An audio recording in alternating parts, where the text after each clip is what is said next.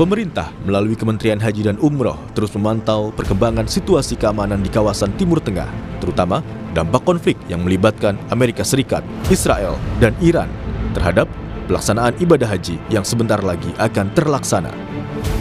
Kementerian Haji dan Umroh Republik Indonesia telah menyiapkan sejumlah skenario dalam pelaksanaan ibadah haji tahun 2026 di tengah masih berlangsungnya konflik antara Amerika Serikat, Israel, dan Iran.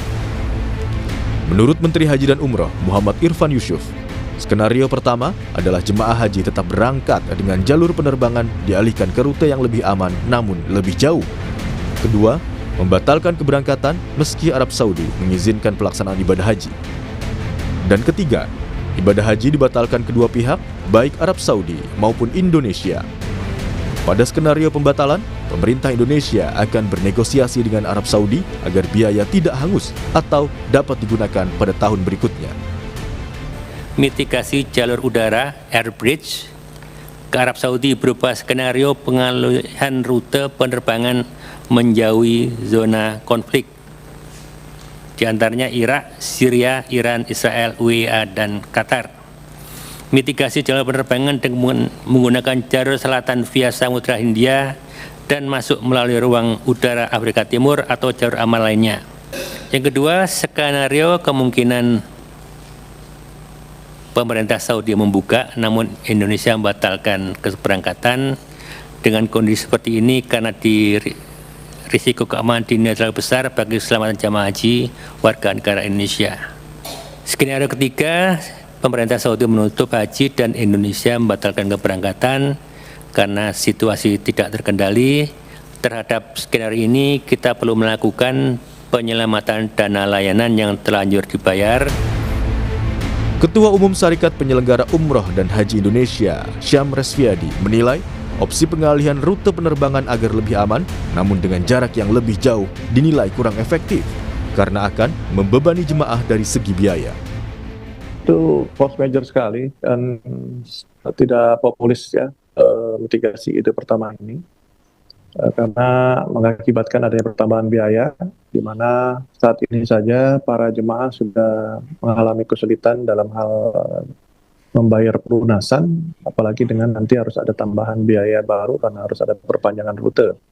Makanya tadi untuk mengantisipasi perpanjangan rute itu ya kita coba diplomasikan dengan negara Oman untuk di udara bagian selatannya yang berbatasan dengan Yaman, begitu juga dengan negara Yaman. Sementara itu, pakar hubungan internasional Presiden University, Teguh Reza Syah bilang, negara punya tanggung jawab besar untuk memastikan seluruh jemaah dalam kondisi aman. Diplomasi internasional harus dilakukan untuk bisa mempersiapkan pelaksanaan haji 2026. Dalam hal ini, itu kita punya tanggung jawab besar ini, pemerintah Indonesia melakukan diplomasi kepada pemerintah Arab Saudi, kemudian pada saat yang sama juga diplomasi internasional. Pada saat diplomasi bilateral, ini tugas utamanya adalah Pejambon dan juga diwakili oleh kedutaan besar kita di Arab Saudi ya. Dengan demikian kita dari sekarang tahu persis apa yang terjadi di sana, kemudian juga kita harus mempersiapkan. Adapun rencananya, tahap keberangkatan jemaah haji tahun ini dijadwalkan dimulai pada 22 April 2026. Meskipun sejumlah skenario telah disiapkan, namun pemerintah Republik Indonesia memastikan bahwa seluruh persiapan penyelenggaraan ibadah haji 2026 tetap berjalan sesuai rencana. Lebih lengkap terkait dengan skenario keberangkatan dan pelaksanaan ibadah haji di tengah perang AS Israel versus Iran, kita terhubung dengan Ihsan Marsha yang merupakan juru bicara Kementerian Haji dan juga Umroh.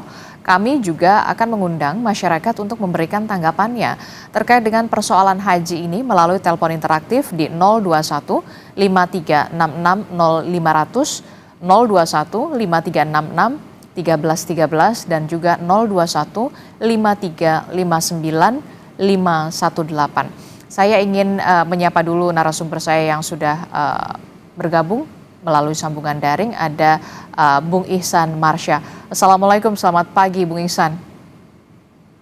Waalaikumsalam warahmatullahi wabarakatuh. Selamat pagi Mbak Adisti dan juga pemirsa Kompas TV. Ya, seperti yang tadi sudah ditayangkan di paket sebelumnya, pemerintah Indonesia punya tanggung jawab untuk kemudian mengutamakan keselamatan dan juga keamanan terkait dengan pelaksanaan ibadah haji warga Indonesia begitu. Nah, kalau dari Kementerian Haji dan juga Umroh ini, bagaimana untuk bisa menjamin keamanan rute penerbangan bagi jemaah Indonesia?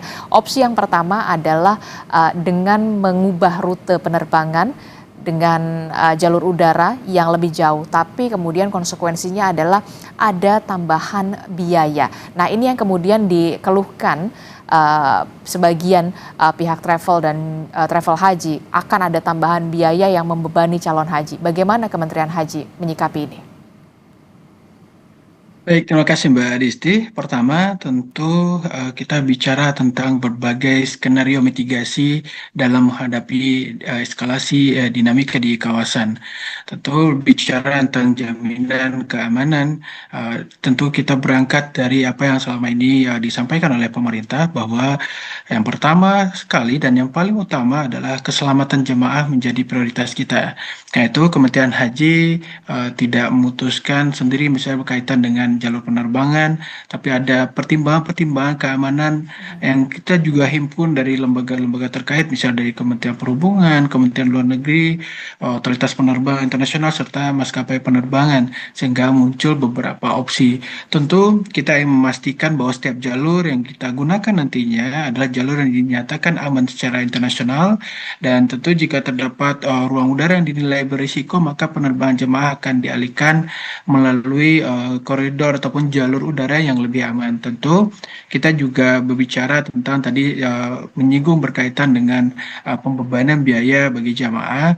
Tentu yang ingin kita sampaikan bahwa berkaitan dengan biaya ini juga terus dikaji bagaimana mekanisme-mekanisme yang harus kita hadirkan. Tentu seperti kemarin di beberapa hari yang lalu kita terus menghitung dan juga memitigasi skenario yang akan kita hadirkan, dan juga tentu kita seperti yang dibahas di DPR, dan kita juga akan melihat bagaimana kemampuan keuangan kita melalui BPKH sebagai pengelola keuangan haji, termasuk kemungkinan lainnya. Tentu poin yang akan kita sampaikan, kita hadirkan kaitan dengan keselamatan jamaah jauh lebih penting jika dibandingkan dengan beban fiskal yang harus ditanggung oleh negara. Artinya juga kita ada konsen-konsen yang kita hadirkan tanpa membebankan kepada jamaah. Ini yang terus kita kaji dan kita mitigasi, Mbak Adisti.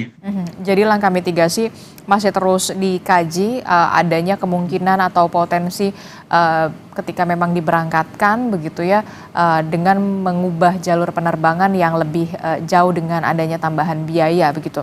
Ini ada opsi-opsi yang kemudian harus dikaji lagi oleh Kementerian Haji.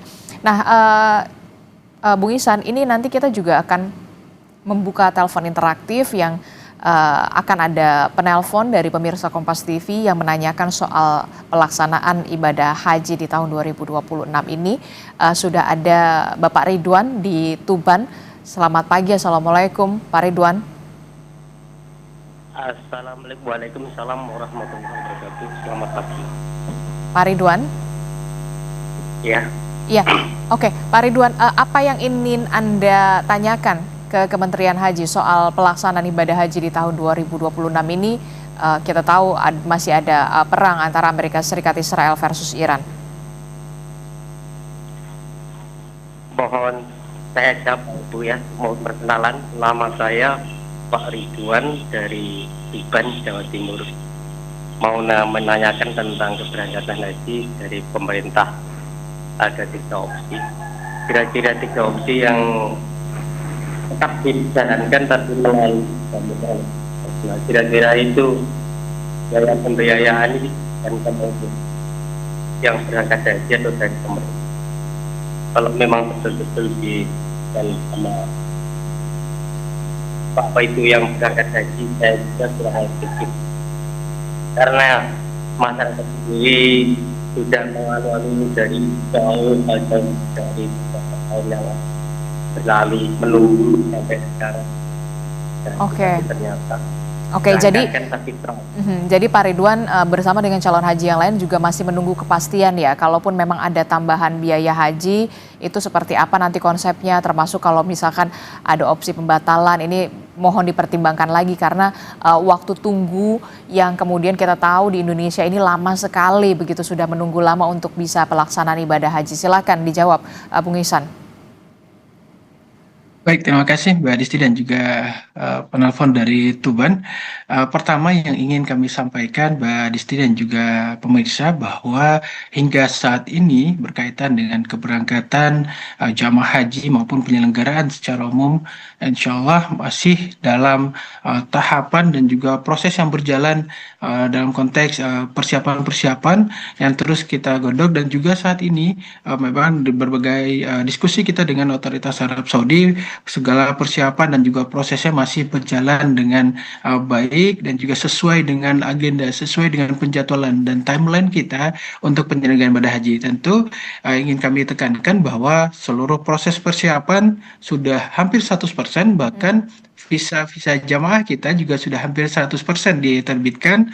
Artinya ini kita bisa melihat bahwa kesiapan kita untuk menyongsong penyelenggaraan ibadah haji insya Allah jauh lebih siap. Tentu kita melihat ada eskalasi, ini perlu ada persiapan ataupun mitigasi yang juga kita perlu siapkan. Tentu di sini yang perlu kita pertimbangkan, tentu tadi seperti yang ditanyakan juga, bukan kita juga tidak hanya bicara tentang aspek keamanan dan keselamatan, tapi juga konsekuensi biaya serta kondisi jamaah, termasuk tadi ada opsi penambahan rute penerbangan ataupun merubah rute penerbangan, tentu yang tentu ada potensi yang melelahkan bagi jamaah. Dan dalam situasi ini tentu negara, lagi-lagi kita bicara soal keselamatan dan tentu berkaitan dengan biaya juga, kita terus menghitung skenario biaya bersama DPR dan juga nanti instansi terkait, mitigasi yang kita hadirkan. Yang perlu kami sampaikan tadi Oke, baik. berkaitan dengan bahwa hingga saat penyelenggaraan ibadah haji masih berjalan dengan baik, Mbak Adisti. Oke, jadi sebenarnya kalau dari Kementerian Haji sendiri, semua persiapan sudah mencapai 100%, tapi qadarullah begitu ya, kita tidak tahu apa yang terjadi di depan ini ya, ada perang, tentu sampai saat ini pemerintah terus melakukan koordinasi dan juga bersama dengan sejumlah pihak terkait, salah satunya juga dari Kerajaan Arab Saudi. Mudah-mudahan terjawab apa yang ditanyakan oleh Pak Ridwan dari Tuban. Nah, saya juga ingin bertanya, kalau ada opsi memang pengubahan jalur penerbangan begitu ya, untuk bisa demi keselamatan dan juga keamanan di wilayah udara, apakah sudah ada komunikasi juga yang saat ini dilakukan oleh Kementerian Haji bersama dengan juga maskapai penerbangan, salah satunya yang kita tahu adalah Garuda Indonesia. Apakah ada kontrak tertulis dengan maskapai soal rute alternatif yang aman, termasuk juga soal pembiayaan, lagi-lagi soal pembiayaan? Koordinasi terus kita bangun karena memang sejak proses persiapan kita menjalin komunikasi intensif dengan maskapai yang saat ini kita sudah melakukan kontrak berkaitan dengan pelayanan bagi jamaah. Ada 2 maskapai yang insya Allah memberangkatkan jamaah menuju Tanah Suci, Mbak Adisti, yakni Garuda Airlines dan juga Saudia, dan termasuk tadi bicara tentang soal rute alternatif yang nanti menjadi skenario mitigasi kita ke depannya. Hal ini juga sedang kita bicarakan bersama maskapai dan juga otoritas terkait, karena mitigasi risiko penerbangan bersifat dinamis dan tergantung pada perkembangan situasi keamanan wilayah udara.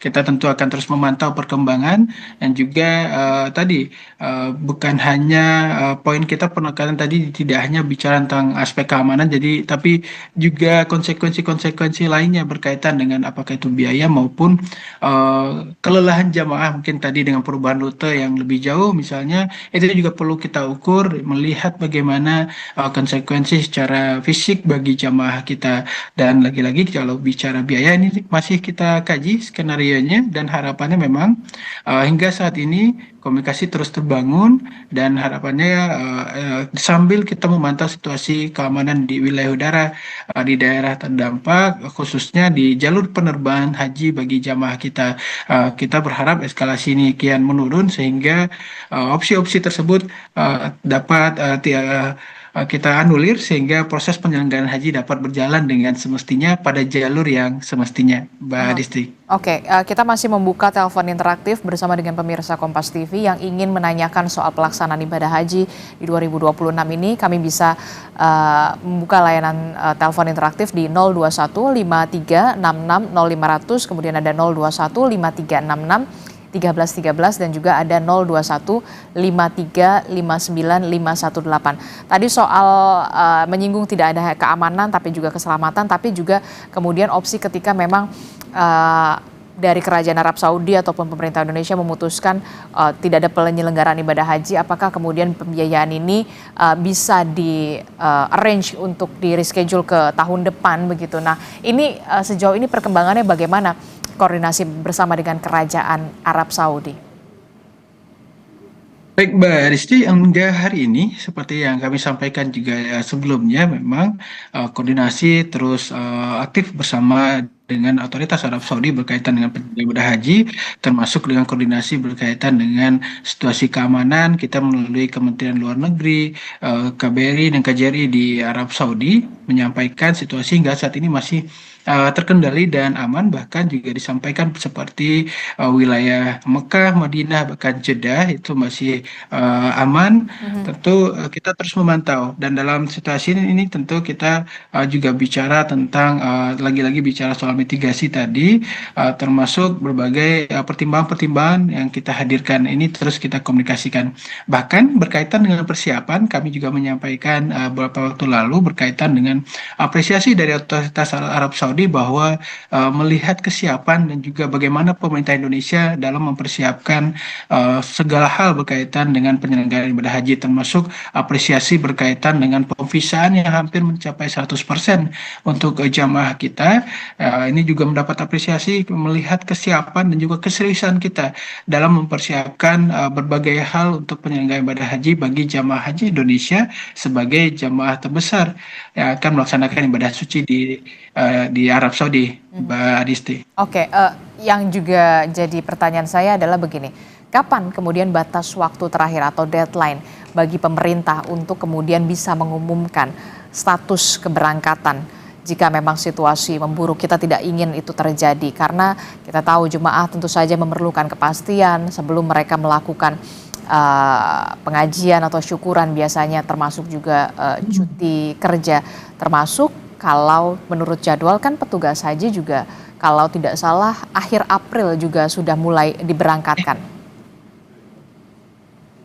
Betul Mbak Adisti, dan perlu kami sampaikan hingga saat ini tentu kita bisa melihat berbagai rangkaian persiapan yang kita hadirkan. Bahkan sampai saat ini pemerintah masih optimis berkaitan dengan penyelenggaraan ibadah haji yang berjalan sesuai dengan jadwal. Bahkan kalau kita melihat agenda ataupun jadwal keberangkatan tanggal 22 April mendatang itu sudah mulai pemberangkatan kelompok terbang pertama atau kloter 1 dari tanah air. Bahkan kalau untuk petugas sendiri Mbak Adisti bisa 5 hari, 3 hari sebelumnya sudah diberangkatkan. Artinya kita sampai saat ini masih optimis berkaitan dengan penyelenggaraan haji berjalan sesuai dengan jadwal. Tentu kita sambil memantau situasi di kawasan. Kalau kita bisa melihat aktivitas saat ini misalnya di Arab Saudi masih berlangsung normal.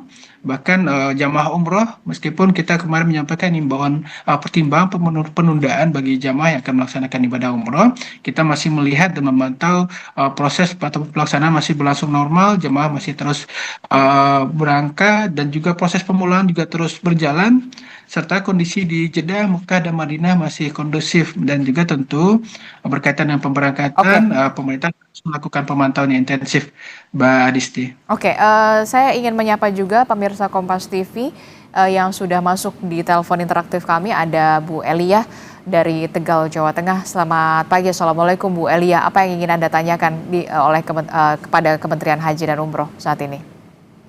Waalaikumsalam, Assalamualaikum Pak Ihsan. Ya, silakan Ibu. Pertama, saya mau tanya tentang biaya, Pak. Alhamdulillah tadi ada kepastian bahwa kita akan tetap berangkat sesuai dengan jadwal. Tetapi apakah ada kepastian biaya tambahan, Pak? Mengingat kondisi ekonomi juga rasanya nggak baik-baik saja ya, Pak. Mohon kalau misalnya ada tiba-tiba tambahan biaya juga diumumkannya jauh-jauh hari dan kami berharap tidak memberatkan jemaah.